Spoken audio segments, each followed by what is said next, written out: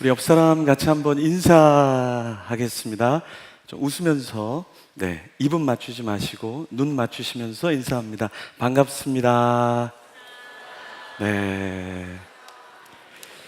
오늘이 이제 마지막 예배를 드리는 분들이 있습니다. 미국에서, 해외에서 잠깐 방학 동안 들어왔다가 오늘 또 예배를 마치고 가는 분들 계시고, 또 타지에서 또 서울로 올라가시는 분들, 또 부산으로 가시는 분들, 또 여러 곳으로 가시는 분들이 또 있습니다. 이제 방학이 거의 다 끝나가서 가는데요. 누군지는 잘 모르지만 한번 옆 사람과 같이 한번 인사하겠습니다. 그동안 고마웠습니다. 네, 이제 보낼 때가 됐습니다. 보내십시오. 예, 그동안 고마웠습니다. 네네. 그냥 이렇게 현수님 보내고 싶어? 그동안 고마웠어요. 옆에 있는 사람 얘기하라는데 저 멀리 있는 여인을 보내보내려고 그동안 고마웠어요. 그리고 을장을 보내버리네요, 그냥. 예, 가장이 을장을 저격하는 사건이 일어나네요. 네, 좋습니다. 네. 한 번 더 우리 친한 사람끼리 인사합시다. 친하지 않은 사람은 좀 부담스러울 수 있으니까 친한 사람끼리 서로 친하다 그러면 인사하는 겁니다. 네. 제가 커피숍에 갔는데 제가 탁 봤는데 커피가 100g에 10만 원짜리 커피가 있더라고요. 네, 그 이름이 게이샤입니다. 게이샤. 게이들이 많이 마시는지 모르겠지만 게이샤인데 우리 옆 사람에게 친근하게 인사합니다. 게이샤 사주세요. 네. 얼마 안 합니다. 한 잔에 5만 원에서 6만 원 정도 합니다. 우리가 이걸로 관계가 끝날 수는 없잖아요, 그죠? 네. 현성이, 건영이 사줄 거지? 사준다고. 예. 와우. 예. 사준다고. 이럴 때 카메라가 쫙 쏴주는 건데, 예. 카메라가. 어쨌든, 카메라맨이 쉴드 쳐줬으니까 카메라맨도, 예. 카메라맨이 지금 한 4-5명이니까 뭐 25만 원이면 되겠네요. 네. 여러분들 가본 도시 중에서 잊지 못하는 도시가 있습니까? 어느 도시입니까? 저는 최근에 갔다 온 프랑스 도시를 잊지 못하는데, 여러분과 보통 이제 단기 선교 갔다 오면 좀 재미난 장면이나 이런 건 좀 잘 못 보여드리잖아요. 그래서 좀 프랑스에서 본 여러분에게 좀 보여주고 싶은 사진 몇 장을 가져왔습니다. 한 100장 정도, 예, 몇 장 가져왔는데 오늘 10장 정도만 보여드리겠습니다. 예, 사진 한번 보실까요? 이거 프랑스의 스트라스부르크에 성당이 되게 많은데 제가 이거를 사진을 찍으면서 와, 진짜 기겁하는 줄 알았습니다. 이게 사진에 담을 수가 없어요. 정말 정교하게 하나하나를 다 만들었는데 너무나 크고 너무나 정교하고, 그리고 저는 이게 앞면만 이렇게 큰 줄 알았거든요. 근데 그게 아니더라고요. 옆에 이렇게 둘러가는데요, 엄청나게 크더라고요. 이 성당입니다. 예전에는 또 기독교인들이 예배를 드렸던 곳인데 또 천주교로 넘어갔다가 천주교에서 또 기독교로 넘어갔다가 그렇다고 합니다. 예, 그 다음 사진. 이게 이제 제가 이름을 몽마르떼 언덕, 예, 몽마르떼 올라가는 언덕인지 모르겠는데요, 그 언덕에서 찍은 그 사진입니다. 예, 굉장히 목이 마르더라고요, 저기 올라가니까. 예, 거기에도 이제 성전이 있어요. 예, 한번 보여주시면 성전. 예, 저게 노틀담 성전이라는데, 저는 노틀담, 옛날에 어렸을 때 노틀담에 꼽지 그래서 노틀담은 다 꼽춘 줄 알았거든요.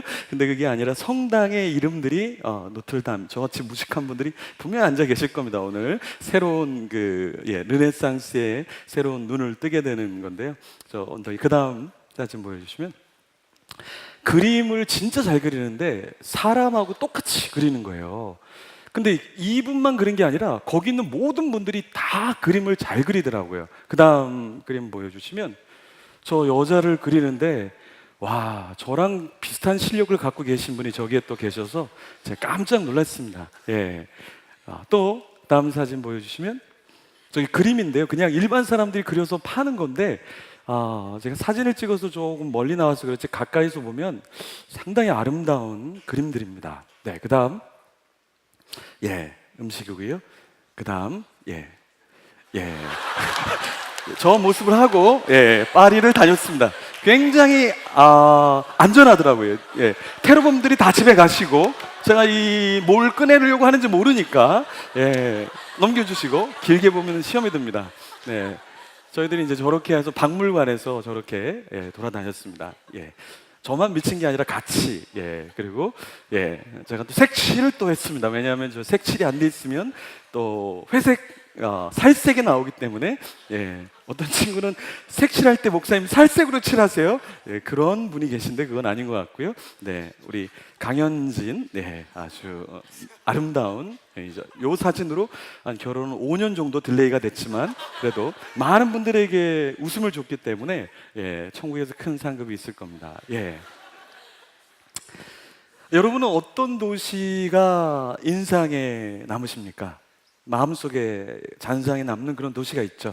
오늘 말씀의 그 배경에는 두로와 시돈이라는 그 지역의 도시에서 어떤 사건이 일어나는 것을 우리에게 말씀해 주고 있습니다.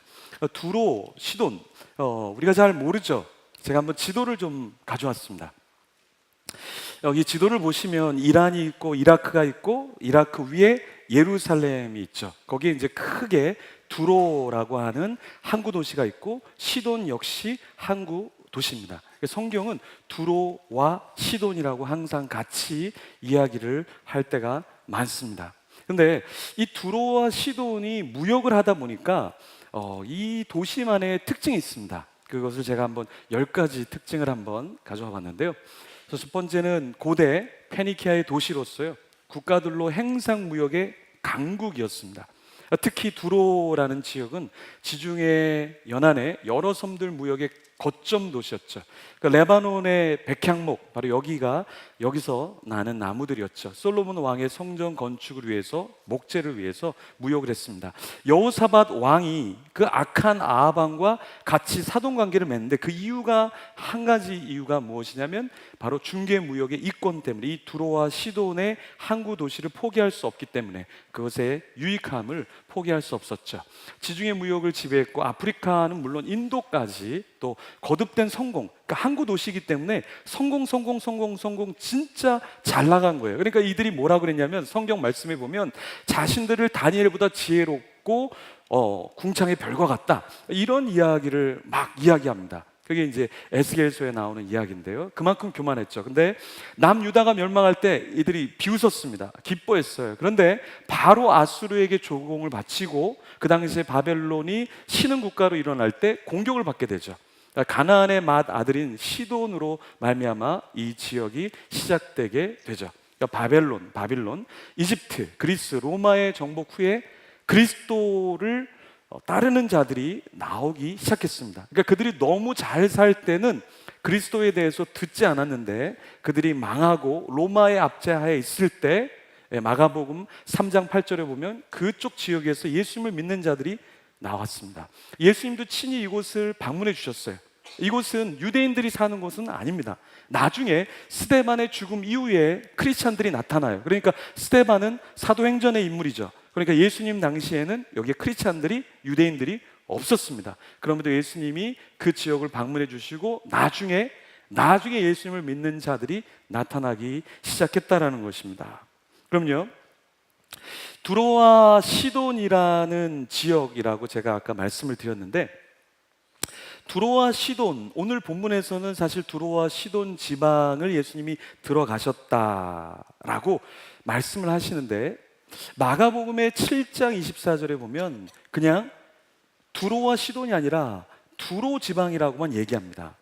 그러니까 예수님께서 두로와 시돈 지방을 다 가신 것인지, 두로 지방만 가신 것인지, 성경의 그 두 개의 마태와 마가를 보면 조금 우리가 모호한 부분이 있습니다. 그런데 명확한 것은 무엇이냐면, 예수님이 유대 땅이 아닌 두로 지방, 두로는 아까 볼 때 시돈보다 컸죠. 앞에서 항상 두로와 시돈 이렇게 나왔죠. 그러니까 대표성으로 두로 그러면 시돈 지역까지 포괄할 수 있다는 것이죠. 그래서 두로만 적었을 수 있는데, 중요한 것은 무엇이냐면 예수님이 두로 지역을 방문하셨다는 거예요. 그럼 우리가 생각할 때는 두로 지역을 간 것이 무엇이 중요하기에 이 지명을 적었느냐라고 할 수 있습니다. 근데 예수님께서는 이 지역을 가셨어요. 왜 가셨냐? 근데 이 당시에 믿는 자가 하나도 없다 그랬죠. 유대인들이 없어요. 거기에는 가나안 사람들, 거기에는 그 이방 사람들, 이교도들이 살고 있었어요. 그래서 이 여인을 이야기할 때도 가나안 여인이라고 성경은 오늘 소개를 하고 있어요. 우리가 성경 읽을 때 가나안 여인이라는 것은 이교도, 그러니까 유대인들과는 절대 같이 할 수 없는 조금 배격되어진 그런 사람이라는 거예요. 근데 예수님께서 그곳에 가셨는데, 예수님은 유대 땅에 있으면 메시아가 아닌가, 선지자가 아닌가, 와 대단한 정말 새로운 지도자다라는 칭송을 받을 수 있었는데, 예수님께서 이 지역을 방문하셨다라는 것입니다. 그 지역에 방문하셔서 사람들이 자기에게 나올 수 있는 기회를 주셨다라는 거예요. 그래서 이 장면에 보면 우리가 성경을 읽었을 때 예수님이 그곳에 가셨습니다. 그때 이 가나안 여인이 예수님께 나와서 좀 제 딸을 고쳐주세요 라는 이야기를 했죠. 근데 예수님께서 그것을 바로 고쳐주시지 않았습니다. 그렇다면 왜 예수님은 그 지역에 가셨을까요? 그 지역에 가셔서 왜 그 여인이 고쳐달라고 하는데 고쳐주지 않고 뜸을 들이면서 그 지역에 계신 걸까요? 세 가지 이유가 있습니다. 첫 번째는 무엇이냐면, 유대인들을 얼마나 사랑하시는지 그것을 이방의 땅에 가서 나는 이스라엘의 잃어버린 양을 위해서 이곳에 보내어졌고 그들을 찾으러 왔다라고 말씀하시면서 이방 땅에서 유대인을 향한 마음을 아주 선명하게 보여주신 것입니다. 두 번째는 무엇이냐면, 내가 유대인들을 사랑하지만 나는 온 인류의 메시아로 이교도, 누구도 찾아오지 않는, 사람들이 무시하는 그 폐허가 되어진 로마의 앞잡이 아래서 폐허가 된 그 도시를 예수님이 방문을 해 주시면서 위로해 주시는 거예요. 그 당시에 위대한 인물 메시아가 그 도시를 방문해 주면서 사람들에게 빛으로, 사람들에게 소망을 주셨다라는 거예요. 그러면서 세 번째 어떠한 목적이 있냐면, 유대인들로 하여금 우리가 예수님의 구원과 예수님의 축복을 받아야 되는데 이방인에게 우리가 예수님을 빼앗기고 있네.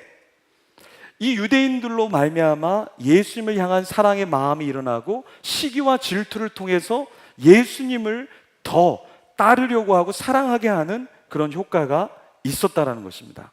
예수님이 공생의 사역을 하시면서 다른 지역에 가시지 않았어요. 그런데 이 게네사렛 지역을 떠나서 오늘 성경은 15장에서 뭐라고 말씀해 주고 있냐면, 예수님께서 유대 땅이 아닌 두로와 시돈 지역을 가셨다는 것을 우리에게 말씀해 주고 있다는 것입니다. 여러분, 우리가 단기 선교 오늘 간증을 했습니다. 간증을 듣고 감동적이었죠. 단기 선교를 간 팀들, 그곳에서 사역하고 오면 1박 2일 사역이 아닙니다. 2박 3일 사역이 아닙니다. 그 담았던, 봤던 그 아이들이 마음속에 있어서 계속해서 기도하게 되는 거예요. 눈물이 흘려지게 되고, 저희도 어떤 팀 같이 가니까 갔다 와서 세탁기가 필요한 것 같아요. 세탁기 돈 모아서 보내고, 그 교회에 뭐가 필요한 것 같아요. 그래서 다시 모금해서 또 보내고 기도하고 다시 찾아가고. 이것이 무엇입니까?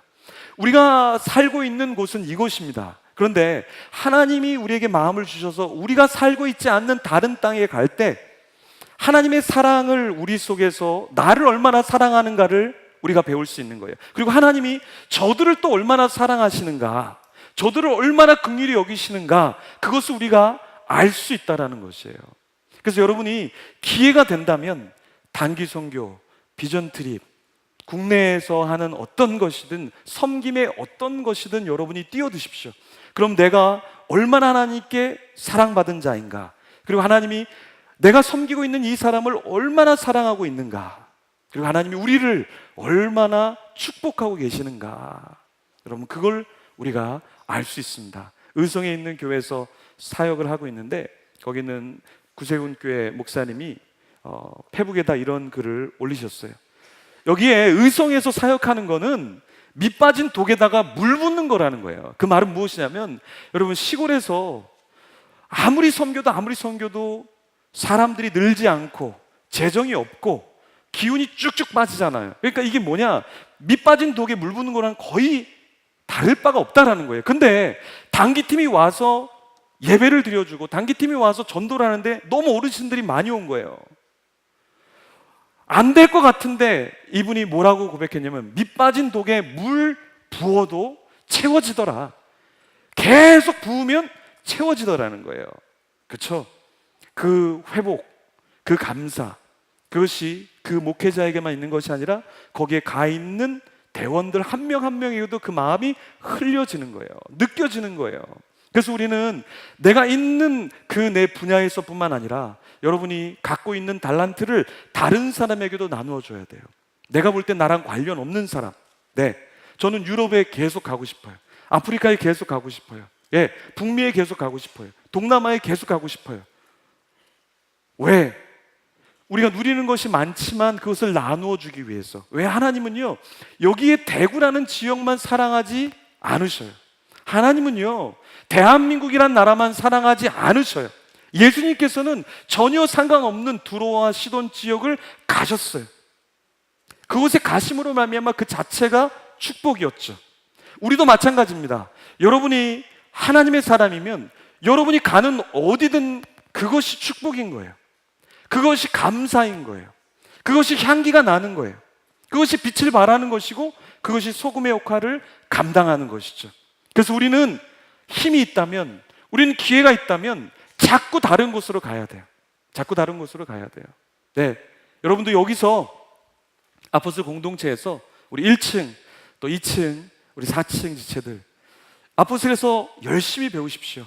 그리고 결혼해서 여러분들 이사를 가고 또 직장 때문에 또 어떤 일로 다른 곳에 가셔서 거기 있는 지역교회를 잘 섬기십시오. 잘 섬기십시오. 그것이 하나님이 우리에게 잠깐 이 아포스톨 공동체에 있게 하신 목적인 거예요. 여러분이 여기 오래 있을 것 같죠? 근데 그렇게 오래 있지 않아요. 오래 있지 않아요. 예. 우리 노아가 참 암송을 잘하는데 암송만 잘할 게 아니라 연애도 잘해서 이제 무대 위를 떠나야 돼, 이제는. 예. 더 이상 여기에 뭐 암송 잘했습니다 올라오는 게 아니라 결혼자 우리 노아 나왔습니다. 여러분들, 우리 자매님들 노아를 향한 마음을 놓아주십시오. 이렇게 멘트할 수 있도록. 예? 이게 돼야 돼요. 떠날 준비를 해야 돼요. 떠날 준비. 자꾸 여기서 상 받는 게 중요한 게 아니에요, 여러분. 여기서 상 받을 필요 없어요. 노아는 오늘 집에 가서 상을 다 찢어버리세요. 하나님, 나에게는 이 문서가 아니라 나 노아는 이 여자를 절대 놓지 않으리라 서약합니다. 여러분 앞에서. 그리고 사인하고 그러는 거예요. 행진하는 거예요. 예. 그 어린 그 대학생과 같이 올라와서 뭐 하자는 거예요? 예? 대학생. 그리고 본인의 이름은 예, 뭐 청년부도 아니고 예, 뭡니까 이게? 예? 장년부. 떠나란 말이에요. 그 말은 보통 그 방송 간사님이나 이렇게 좀 센스 있게 청년부 이렇게 해줬는데 그대로 얼굴을 보고 장년부라고 얘기하잖아요. 이건 아주 심각한 거거든요. 그러니까 노안 참으면 안 돼요. 이건 참으면 안 돼. 그냥 바로 오늘부로 그냥 100명에게 대시해서 쇼부를 보고 다음 주에 여기서 놔주세요. 여러분, 다시 상장을 받아야 돼. 결혼 상장을. 노아멘. 네. 노맨이네요. 노맨, 노아. 예, 좋습니다. 예수님이 그곳에 가신 것 아무것도 아닌 것 같은데 굉장히 큰 거예요. 그 여인은요, 그 예수님을 바라보고서 예수님 앞에서 달려나갔어요. 달려나갔어요. 이게 너무나 놀라워서 성경은요, 이 구절을 22절을요 가나안 여자 하나가 라고 적고 있는데 사실은 우리 한국의 말에는 보라라는 말이 없어요. 원어 성경을 제가 가져왔는데요, 한번 보여주시면 원어 성경에 보면 카이 그리고요 이두 보라라는 말이에요. 그러니까 behold, 봐라. 근데 이게 우리가 번역이 안 돼 있는데요, 예, 귀네 여인이 카나나야, 가나안의 여인이 여기에 왔는데 성경에서는 이걸 너무나 놀라워서 이두 봐라. 근데 뭘 보냐면 가나안 여인이 예수님을 알아보고 왔다라는 거예요. 예수님을 알아보고 왔다라는 거예요. 이게 너무 놀라운 거예요. 왜요? 가나안 여인은요 유대인이 아니잖아요. 그렇죠? 유대에 사는 사람이 아니잖아요. 예수님이 온 걸 여러분이 아십니까? 알 수 있습니까? 여기에 아주 치워주셔도 됩니다. 예, 어차피 봐도 모르는 글자니까. 예, 여러분 여기에 대단한 사람들이 사실 여기 있습니다. 예, 우리 아포스톨에 외국에서 아주 공부를 잘하고 또 대단한 그런 갖고 있는 분들이 있어요. 근데 여러분 압니까? 우리가 잘 모르죠. 근데 이 여인은요, 예수님이 그 마을에 왔다는 이야기를 듣고 나서 바로 예수님께 달려갔다라는 거예요. 예수님께 달려 나와서 자기의 그 기도 제목, 간구의 제목을 예수님께 간청했다라는 거예요. 그런데 그 간청할 때 뭐라 그러냐면 아저씨, 뭐 선생님 이렇게 부르는 게 아니라 주, 다윗의 자손 주 예수여, 퀴리오스라는 단어를 사용해요. 주님, 그러니까 주님이란 말은 당신이 나의 주관자고 나의 주인입니다 라는 고백을 예수님께 단번에 드린다라는 거예요. 그러니까 이 여인이 얼마나 절박했습니까? 절박한 가운데 누구도 이 질병을 고치지 못하는 거예요. 하나님 아니면, 메시아 아니면 이 질병을 고칠 수 없다라는 거예요. 그 절박한 마음을 가지고서 예수님이 오자마자 달려가서 그 유대의 문화 속에 있지 않음에도 불구하고 다윗의 자손 주 예수여, 나의 딸을 고쳐 주시옵소서라는 고백을 했다라는 것입니다. 여러분, 신앙은 무엇이냐? 많은 것을 알고 있는 게 신앙이 아니에요, 여러분. 많은 지식을 풀어놓는다고 그게 설교가 되는 건 아니에요. 많은 것을 이야기한다고 그 사람이 지혜로운 건 아니에요. 신앙이, 여러분, 신앙에서 가장 중요한 게 알아야죠. 정보가 있어야죠. 그런데 그 다음에 무엇이 있어야면 간절함이 있어야 된다요. 간절함. 여러분, 정말 중요한 게 뭡니까? 간절함이에요. 간절함. 여기서 지금 우리가 3층에서 4층에서 예배를 드리는 분은 1층에서 2층에서 예배를 드릴 때 하고 다른 걸 잘 모르실 거예요. 근데 1층에서 예배 드려보고 2층에서 지금 예배 드려보는 분은 저랑 이렇게 같이 이야기를 하고 웃는 것과 여기서는 막 웃잖아요. 그럼 1층에서는 왜 웃지? 2층에서는 웃는 타이밍인가 보다, 웃자 하고 그렇게 웃어요. 왜 그런지 아세요? 상황 파악이 잘 안 돼요. 예. 그리고 간절함이 별로 없어요. 그런데요, 우리가 신앙에 있어서 간절함을 갖고 있으면 우리에게 놀라운 역사가 일어납니다. 가까이 예수님 곁에 가까이 가서 그 예수님을 바라보면서 자기의 마음을 토로하면 그 속에 놀라운 역사가 일어나는 것을 이 여인처럼 경험하게 되는 거예요. 멀리 떨어져서 1층에서 예배 드릴 때, 2층에서 예배 드릴 때 다릅니다. 여러분, 4층에서, 지금 4층에 많은 분들이 앉아 계시는데 핸드폰 꺼내고 지금 걸리기만 하면 머리를 저처럼 만들거나 얼굴을 저처럼 만들거나 두 가지를, 그럼 다 저주가 되나? 4층 감이 멀어요. 간절함을 갖고 와서 앞에서 예배를 드리는 것. 무엇이 필요한가? 신앙에 있어서 이 간절함이 여러분 우리에게 필요해요. 이 간절함 우리 속에 있어야 돼요. 여러분, 진짜 신앙생활하고 있는가? 내가 종교생활하고 있는가? 그 차이는 무엇인 줄 아세요? 간절함이에요. 그 간절함이 다른 말로 정성이라는 거예요. 정성. 하나님 앞에 내가 진짜 간청할 것이 있는가? 그러면 그 이야기를 듣자마자 바로 달려가서 나의 딸이 귀신 들렸고 병들었습니다. 그것을 고하는데 예수님이 고쳐주시던 말던 그 간절한 고백을 예수님께 올려드리는 거예요. 우리는 지금 다니엘 기도를 하고 있습니다. 많은 사람들이 다니엘 기도에 오고 있어요. 제가 깜짝 놀랍니다. 오늘은 어디서 왔냐 그러니까 고령에서 왔대요. 고령. 그래 몇 킬로냐 그러니까 고령이 47kg래요. 47kg. 와. 그 새벽에 왔다는 거예요. 어떤 친구가 왔어요. 어디서 왔냐? 저쪽에 대구 끝자락에서. 뭐 타고 왔냐? 택시를 타고 왔대요. 택시를. 와. 근데요, 내내 택시를 타고 오는 거예요. 이번 주 내내 택시를 타고 오는 거예요. 그 택시비가 얼마나 비싸겠습니까? 무엇이냐? 내가 그 거리랑 상관없이, 내가 그 비용과 상관없이 예수님 앞에 나아가서 은혜를 받고 그 은혜를 받는 가운데서 내 삶, 내 문제, 그것이 해결함을 받아야겠다는 간절함이 있다는 거예요. 그 속에 역사가 있는 거예요. 이번에 우리가 다니엘 특세 하면서 다른 때랑은 좀 많이 다른 것 같아요. 강사분도, 우리 이창근 목사님도 밤에 새벽에 1시 30분 막차, 기차를 타시고 대구 내려와서 잠깐 씻고 와서 설교하시고 또 서울 올라가셨어요. 오늘 새벽에 오신 우리 윤성철 목사님도 2시까지 다른 거 회의하시고 2시간 주무시고 왔다 그러세요. 2시간 주무시고 이제 지금 교회에서 설교하고 있겠죠, 지금. 네.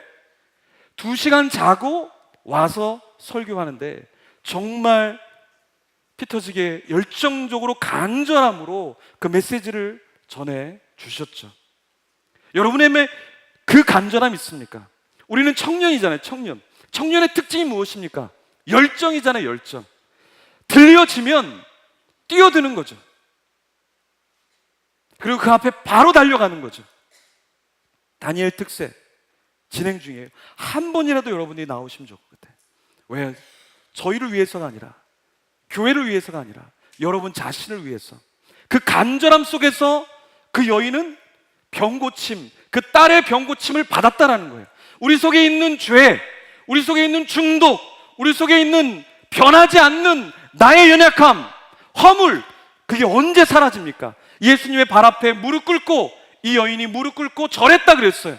성경은 예수님 앞에 와서 이 여인이 절했다 그랬어요. 바짝 엎드린 거예요. 바짝 엎드린 거예요. 그때 역사가 일어났단 말이에요. 여러분이 정말 바짝 엎드리고 있습니까? 다 자고 내 할 일 다 하고, 그리고 나서 주님 은혜 주십시오, 주님 나 잘 되게 해주십시오, 나의 꿈을 이루게 해주세요, 이게 아니라 어떠한 상황 가운데 있을지라도 예수님 앞에 나오는 그 모습, 그것이 신앙이라는 거예요. 이방 여인인데 그 여인은 그 신앙이 있었다라는 거예요. 우리 초신자 중에 새벽 예배에 꾸준히 나오는 친구들이 있습니다. 여러분 긴장하셔야 돼요. 누가 초신자냐? 여러분이 초신자냐? 그 사람이 초신자냐? 진짜 한번 면밀히 주님 앞에서 누가 초신자냐 따져봐야 돼요. 여러분이 초신자일 수 있어요. 하나님 눈에는, 종교적인 관습과 신앙의 연수에서는 여러분이 기신자일 수 있어요. 여러분이 리더일 수 있어요. 앞에 선자일 수 있어요. 그런데 진짜 하나님 앞에 엎드리고 나 같은 것이 내가 깨져야지, 난 아직 아닙니다 라는 그 말을 하는 사람이 신앙의 성숙이 있는 자고 기도의 응답을 받는 자란 말이에요. 내 눈에는 수많은 유대인들, 바리새인들은 예수님을 배격했어요. 그런데 그 두로와 시돈에 알려지지 않는 그 여인, 성경은 그 여인의 이름도 적고 있지 않아요. 그냥 가나안 여인 하나라고 이야기하고 있어요. 근데 그 여인이 바짝 엎드려서 예수님 앞에서 나의 딸을 고쳐주십시오 라고 말한단 말이에요. 근데 예수님이 그렇게 말해요. 나는 잃어버린 자를 위해서 찾아왔지, 나는 다른 백성을 위해서 찾으러 온 게 아니야. 어떻게 자녀의 떡을 개에게 던짐이 마땅하겠어? 라고 얘기하는데 그 여인이 바짝 엎드려서 그러죠. 개도 주인의 상에서 떨어진 부스러기를 먹나이다. 이 부스러기의 은혜, 이 부스러기의 은혜를 사모했을 때 예수님께서 유대인들은, 율법사들은, 하나님 말씀을 아는 사람들은 내 말을 받으려고 하지 않는데, 내가 이 여인을 개 취급하는데 이 여인은 부스러기라도 좋습니다, 그 은혜만 있다면 나는 됩니다 라고 했을 때 놀라운 역사를 예수님께서 마음을 병개하사 이 여인의 자녀를 고쳐 주셨다라는 거예요. 여러분, 신앙은요, 우리 자존심을 내려놓는 거예요. 신앙의 성장과 신앙의 변화, 신앙이 한 등급 올라가기 위해서는 한 단계 더 내려가야 되는 거예요. 그래요, 주님, 나는 개 같은 자예요. 나는 부스러기만한 은혜만 있어도, 하나님의 안에서 은혜만 있어도 나는 괜찮습니다. 세상적으로 개 같은 여인이라는 이 이야기를 들었을 때 누가 가만히 있겠어요? 누가 개 같은 존재라고 얘기할 때 여러분 중에서 감사합니다, 주님 감사합니다 할 자가 얼마나 있겠습니까? 근데 그 여인은 그랬다는 거예요. 나는 개 같은 존재인데 그 개도 부스러기를, 주인의 상에서 떨어진 그 부스러기를 주워 먹나이다 라는 고백을 했다라는 것입니다. 여러분, 우리 주님께서요, 무반응하셨어요. 그런데 반응하기 시작하셨어요. 언제 반응하기 시작하셨습니까? 그 여인이 계속해서 믿음의 고백을 주님 앞에 던졌을 때 예수님을 보자마자 찾아왔어요. 찾아와서 엎드렸어요. 그런데 그 다음에 나 같은 존재는 아무것도 아닌 개보다 못한 존재가 되어도 괜찮습니다, 나의 간청함, 나의 기도의 제목을 응답하여 주십시오. 제가 다니엘 특세 때 여러분에게 부탁을 계속 드리는 게 있어요. 여러분의 기도 제목을 강대상 위에 올려놓으세요. 왜 그런지 아세요? 여러분 기도 제목이 없는 거 그런 사람 있습니까? 다 있죠. 근데 무엇인 줄 아세요? 간절함이에요. 새벽 예배 딱 시작해서 새벽 예배 시작하고 말씀 중에 들어오는 게 아니라 말씀하기 전에, 찬양하기 전에 주님, 내가 주님을 찾아갑니다, 주님 나를 만나주시고 나의 간구의 제목, 나의 비전의 제목, 나의 삶의 이 고쳐지지 않는 죄악, 나의 허물, 주님 이번 기회에 다 사해 주세요. 다 태워 주세요. 주님 나를 좀 변화시켜 주세요. 성장하게 해 주세요. 그 간절함을 주님께 올리는 자가, 그래 너가 변화돼야 돼. 은혜는요, 변화는요 나에게서 오는 게 아니에요. 내가 바짝 엎드릴 때 하나님이 부어주셔야 되는 거예요. 예수님께서 이 여인을 만나셔서 예수님이 고쳐주신 거예요. 내 힘으로 나의 죄성, 나의 연약함, 나의 인격, 나의 기질, 나의 삶의 틀 바꿀 수가 없어요. 우린 바꿀 수가 없어요. 우린 바꿀 수가 없어요. 내 마음속에 하나님의 은혜가 솟구쳐 나와야 돼요. 내 속에 하나님이 주신 은혜가 넘쳐나야 돼요. 내 속에서 하나님이 나에게 무엇을 하시는지를 알기 시작해야 돼요. 내가 아는 것이 아니라 알아지는 거예요. 하나님이 나를 향한 계획, 하나님이 나를 향한 사랑, 그 긍휼이 알아지면 다른 사람에게 긍휼을 줄 수 있는 거예요. 왜 우리가 미워합니까? 왜 우리가 시기합니까? 왜 우리가 다른 사람을 용서하지 못합니까? 그리스도의 용서가 내 속에 없기 때문에 그런 거예요. 왜 없습니까? 바짝 엎드려야 돼요. 바짝 엎드려야 돼요. 주님 앞에 가서 나는 아무런 존재도 아닙니다. 주님 나를 살려주십시오. 나의 가정을 살려주십시오. 나의 가정에 나의 동생, 나의 오빠, 나의 부모, 나의 친인척 주님 살려주세요. 이 기도 제목을 올려드릴 때 하나님의 역사가 있다라는 거예요. 우리 가운데 정말 주님 앞에 그런 마음을 갖고 갈 수 있습니까? 치사해서, 더러워서, 모멸감 때문에 난 못해요, 난 못해요, 주님 절대 저는 그건 못해요 라고 할 수 있어요? 근데 그 마음을 버리셔야 돼요. 그 마음을 버리셔야 돼요. 바짝 엎드려야 돼요. 정말 간절함으로 하나님 나의 소망이 이것입니다. 네, 나의 소망이 이것입니다. 나의 비전이 이것입니다. 하나님께 원하는 한 가지 소망이 이것입니다. 그걸 주님 앞에 올려드리는 자가 주님 앞에서 나음을 받고 치유함을 받고 고침을 받고 그 비전을 이루고 그 하나님의 꿈을 일구어 드릴 수 있다라는 것입니다. 오늘 본문의 마지막에는 예수님이 산에 올라가셔요. 예수님이 산에 올라가셔요. 근데 그 예수님을 따라가는 무리들이 있습니다. 저는 이 본문을 보고 깜짝 놀랐어요. 누가 따라가는 줄 아세요? 성경은요, 장애인이라고 얘기해요. 그리고 눈을 보지 못한, 앞을 보지 못하는 사람, 말을 하지 못하는 사람, 걷지 못하는 자가 그 산 위로 올라갔다 그래요. 고침을 받았다 그래요. 그런데 저는 이것을 읽으면서 깜짝 놀랐습니다. 여러분 산 올라가 보셨죠? 산 올라가 보셨죠? 저는 어제 운전하면서 앞을 보지 못하는 분이 횡단보도를 건너는데 차가 오는 것도 모르고 제가 운전을 하고 이렇게 가는데 차가 오는지 그것도 모르고 앞을 보지 못하면서 횡단보도를 건너려고 하는 분을 보면서 저분 사고 나면 어떡할까 그런 마음이 들었어요. 근데 여러분, 맹인, 앞을 보지 못하는 자가 산을 올라가는데 그 산에서 떨어질 위험이 없겠습니까? 그 산에서 다칠 위험이 없겠습니까? 여러분, 걷지 못하는 자가 산을 올라갔다.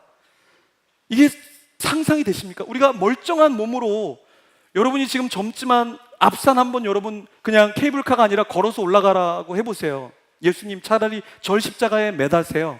예수님이 올라가세요. 이렇게 얘기할 사람 수하게 많습니다. 팔공산을 밑에서부터 위로 올라가라 그러면 가만두지 않겠습니다. 막 욕을 제조해서 막 욕을 만들면서 누가 이 산을 올라가라고 이렇게 얘기한 거야. 그럴 사람 허다합니다. 그런데 누가 올라가요? 걷지 못하는 자가 산 올라갔다라는 거예요. 누가 나음을 얻었다고요? 걷지 못하는 자가요. 누가 보지 못하는 자가 산 위에 올라가서 그 예수님이 먼저 산 위에 올라가셨죠. 그 예수님이 가신 그 길을 보고 그 산에 올라가 계신 예수님을 찾으러 갔던 거예요. 우리 인생에서 우리는 신앙을 너무나 안일하게 해요. 그냥 지금이 좋사오니, 지금 이 눈을 뜨지 못한 상태가 좋사오니, 지금 내가 걷지 못하는 이 상태가 좋사오니, 내가 여기서 지금 누리고 싶은 쾌락과 누리고 싶은 성공을 향한 마음들, 게으름, 남을 질투하는 마음, 온갖 장애들을 다 갖고 있은 채로 우리는 절대 산으로 올라가려 하지 않는 거예요. 예수님이 계신 곳에, 임재하는 곳에 가려고 하지 않는다는 거예요. 그게 무엇인가? 우리가 이미 장애가 있다라는 거예요.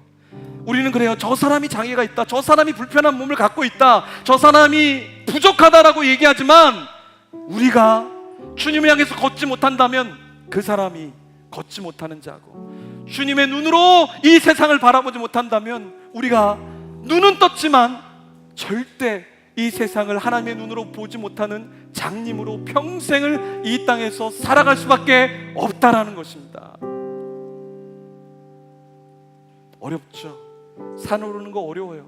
산을 타고 내려가는 거 어려워요. 그런데 그 과정 중에 우리가 변하는 거예요. 우리가 변하는 거예요. 우리가 산을 타면서 우리가 바뀌는 거예요. 우리가 회복되는 거예요. 제주도에 곶자왈이라는 곳이 있죠. 최근에 십몇 년 전에 개발이 된 곳이에요. 한 분이 젊은 나이에 병에 걸려서 내가 저 곶자왈 아무도 가지 않는 저 산을 내가 그냥 건강을 위해서 그냥 조금씩 올라가면서 가는 길을 만들었던 거죠. 나중에는 길을 완전히 만들고 그 곶자왈 속에 정말 온도가 다 달라서 여러 가지 식물들이 펴 있고 자라고 나무가 한 자리에서 계절마다 다른 나무들이 자라는 것을 보여주면서 이런 곳입니다라고 소개를 하게 됐죠. 그러면서 그분이 이런 얘기를 해요. 내가 나의 건강을 위해서 사실은 이걸 만들었는데 지금은 건강해져서 다른 사람의 건강을 위해서 다른 사람들이 이 아름다움을 보게 하려고 제가 이렇게 하고 있습니다. 거기에 부인도 남편이 살아서 딸도 사위도 거기에서 가이드를 하면서 이야기를 해줘요. 산을 탄다라는 거 어렵죠, 여러분. 믿음의 산을 타는 건 너무나 힘겹고 어려워요. 근데 내가 고쳐지는 거예요. 내가 낫게 되는 거예요. 산을 오를 때, 산을 내려갈 때 내가 건강해지는 거예요. 마음의 모든 걸 내려놓는 거예요. 예전에 있던 질병들을 다 내려놓는 거예요. 우리 집에 딸 한 명이 정강이에 사마귀가 있는데요. 사마귀가 계속해서 자라고 있어요. 어느 날 계단에서 내려가다 넘어졌는데 저희 집에 감사의 제목이 나온 거예요. 너무 감사한 거예요. 피를 철철 흘리는데 너무 감사한 거예요. 왜 그런지 아세요? 계단에서 넘어졌는데요. 정강이가 계단에 탁 부딪혔는데요. 피가 나는데 와, 너무 신기한 게요. 사마귀만 딱 떨어져 나간 거예요. 아무것도 스크래치도 없고 붓는 것도 없고 멍든 자국도 없고요. 그 사마귀가 계속 자랐는데 그 사마귀만 딱 잘라진 거예요. 근데 피도 많이 안 나고 나중에는 그게 피가 멈춰지고 지금 따까리도 다 떠지고요. 와, 너무 신기한 거예요. 그냥 계단 내려가다가 실수로 넘어졌는데 사마귀가 딱 떨어져 나가는데요. 너무 신기한 거 있죠. 여러분, 우리도 믿음의 걸음을 걸을 때 우리가 넘어질 때 있습니다. 상처날 때 있습니다. 다칠 때가 있습니다. 그런데 그때 하나님이 우리 속에 있는 심술봉 하나를 딱 떼어주시는 거예요. 우리가 어려울 때, 힘겨울 때 내 마음속에 있는 탐욕, 내 마음속에 있는 명예욕, 내 마음속에 인생의 자랑, 육체의 정욕, 그런 하나하나를 하나님이 탁탁 쳐주시는 거예요. 그러면서 봤지? 이건 아니야. 이렇게 하면 네가 넘어질 수밖에 없어. 이야기해 주시는 거예요. 여러분, 각자의 믿음의 산이 있습니다. 여러분, 각자의 믿음의 산이 있어요. 그런데 어떤 사람은 산을 정상까지 가고 싶지 않아요. 가는 건 힘들거든요. 그러니까 산 밑둥이에서 그냥 반대쪽으로 가자. 어떤 사람은 중간쯤 올라갔다가 중간 턱에서 허리 둘레쯤 돌아서 그냥 내려가자 하는 사람이 있어요. 근데요, 그렇게 하면 정상에 계신, 우리를 기다리고 계신 주님을 만날 수가 없어요. 맹인들, 걷지 못한 자는 끝까지 산 위에 올라가서 예수님을 만나고 예수님의 말씀을 듣고 예수님의 치유함을 받았어요. 여러분이 어디서 치유함을 받겠습니까? 얼마나 많은 상처들이 있습니까? 우리 속에 얼마나 많은 유혹들이 있고 얼마나 많은 시험들이 있고 얼마나 많은 불평거리들이 있어요. 얼마나 많은 컴플렉스가 우리 속에 있습니까? 근데 그게 언제 고쳐집니까? 예수님을 만날 때, 내가 내 앞에 있는 거대한 산, 그 산을 오를 때, 그 산을 올라와서 예수님을 만날 때 우리 속에 회복함이 있다라는 거예요. 여러분, 예수님을 만나야 돼요. 잠 몇 시간 더 자는 게 중요한 게 아니에요. 돈 조금 더 버는 게 중요한 게 아니에요. 공부 좀 잘해서 A 플러스 받는 게 중요한 게 아니에요. A 받아야죠. 플러스 받아야죠. 그런데 신앙의 A 플러스도 받을 수 있어야 돼요. 인생의 믿음의 산을 올라야 돼요. 여러분, 관계하는 게 어렵습니까? 재정적으로 어렵습니까? 마음적으로 우울하고 힘겹습니까? 그게 여러분의 믿음의 산이에요. 올라야 할 산인 거예요. 어떤 산이 쉬운 산이 있습니까? 어떤 산이 편한 산이 있습니까? 어떤 산이 거칠지 않은 산이 이 세상 가운데 있겠어요? 주님께서 우리를 부르셔요. 너의 비전산으로 올라와라. 그 비전산으로 값을 치르고 올라와라. 주님께서 말씀하셔요. 이번 주에 우리 지체 중에 한 명이 노래 연습실을 얻었다 그래서 갔습니다. 노래 연습실을 너무 좋은 곳을 얻었어요. 근데 연습실을 얻으면 매달 치러야 하는 값이 있어요. 근데 그 값을 치르고 연습을 한다는 거예요. 쉽지 않죠. 근데 내가 하나님 나에게 주신 달란트가 있어요? 하나님 나에게 주신 비전이 있어요? 그러면 그 값을 치르는 거예요. 근데 그 값을 치르는 건 사실 쉽지 않아요. 젊은 나이에, 젊지 않은 나이에 우리가 어떤 상황에 있던 간에 그 산을 오르기 위한 값을 치르는 것은 상당히 어려워요. 근데 믿음 있는 자가, 비전이 있는 자가, 하나님 앞에 소망이 있는 자가 그 값을 치르고 간다는 거예요. 제가 유학할 때 신학교에 입학했는데 장학금을 받았어요.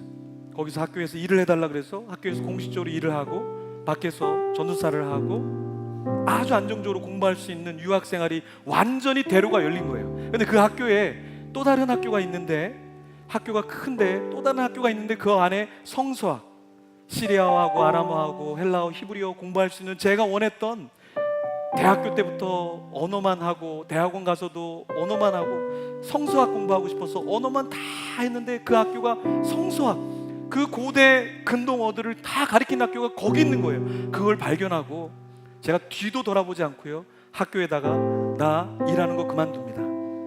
장학증서 다음 학기에 장학금 나와 있어요? 보지도 않고 요청하지도 않았어요. 거기는요 학자금이요 여기에 2배예요. 2배. 돈이 어디 있습니까?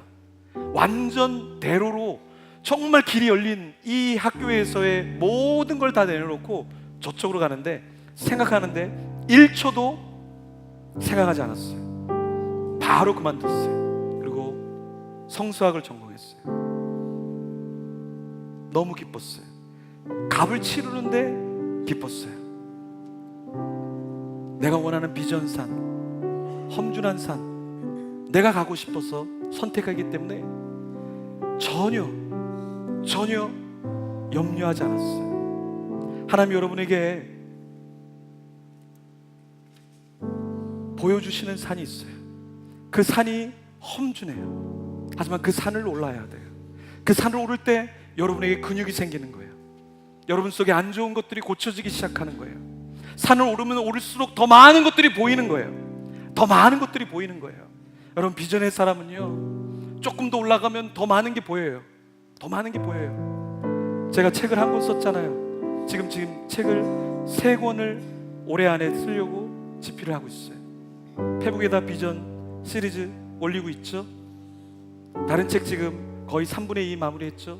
또 다른 책 또 공동으로 저술하려고 같이 하고 있어요. 네, 잠잘 시간이 없죠. 많은 사람 만나는 거 하나도 제가 빼지 않습니다. 어제도 아침에 오전에 만나고 또 회의 들어가고 점심에 만나고 오후에 또 만나고 저녁 먹기 전에 만나고 저녁 먹고 만나고 차하고 설교 준비 언제 하냐. 밤에 들어가서 토요일날 밤에 가서 설교 준비했어요.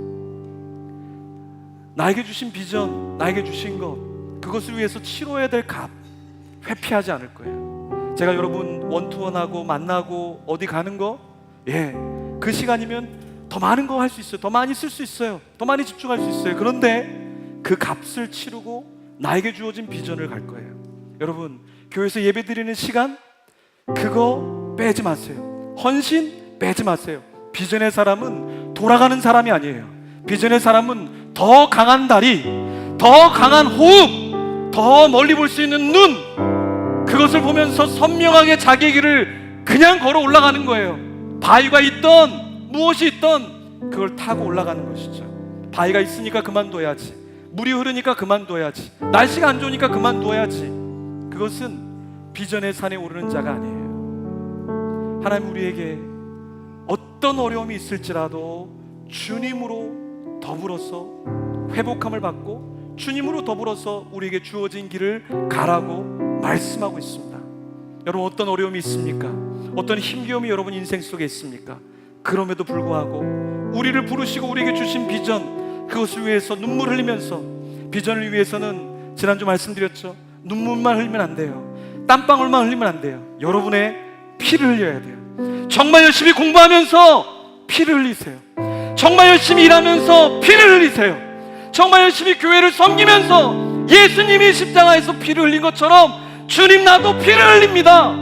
예배를 준비하면서 피를 흘리고 예배를 섬기면서 피를 흘리고 그렇게 피를 흘리는 게 십자가의 길을 가는 거예요. 고상하게 예배실에 앉아서 오늘도 예배 다 드렸구나, 오늘도 예배 끝났구나, 그래 오락해야지, 게임해야지, 그래 차 마셔야지, 놀러 가야지, 이게 비전산을 오르는 자가 살아가는 삶이 아니라는 거예요.